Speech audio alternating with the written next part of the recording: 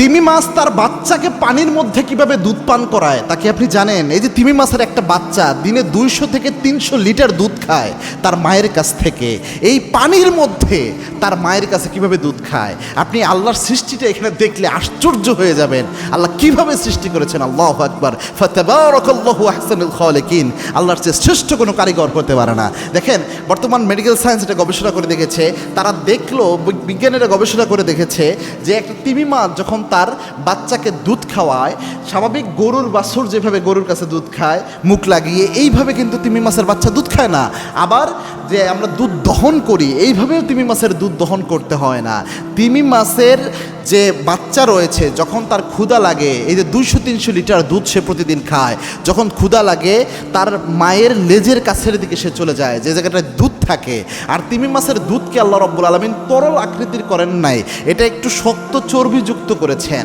আর যখন সে তার মায়ের ওই লেজের অংশে যায়, সজোরে তার মা প্রেশার ক্রিয়েট করে তার পেট থেকে দুধগুলো আস্তে করে ছেড়ে দেয়। এই দুধগুলো চর্বি জাতীয়, যেহেতু পানির মধ্যে মিশে যায় না সমুদ্রের পানিতে, তখন তিমি মাছের বাচ্চাটা এই 200-300 লিটার দুধ প্রতিদিন এইভাবে সে পান করে নেয়। সুবহানাল্লাহি বিহামদি। আল্লাহ রাব্বুল আলামিন যদি অন্য প্রাণীদের দুধের মতো করে একদম তরল দুধ দিতেন, তাহলে কিন্তু সমুদ্রের পানিতে মিশে যেত। ছোট্ট তিমি মাছের বাচ্চা যেগুলা এত পরিমাণ দুধ খাওয়া প্রয়োজন, না খেলে বাঁচবে না, এরা কিন্তু মারা যেত।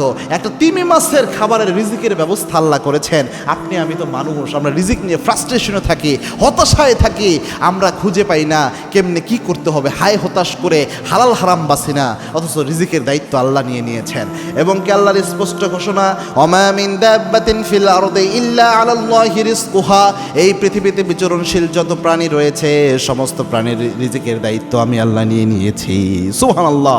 এজন্য এই গোলামরা, আমি আল্লাহর কাছে ভরসা করো, আমি আল্লাহর কাছে রিজিক চাও, অফুরন্ত রিজিক দিয়ে আমি আল্লাহ ভরপুর করে দেব।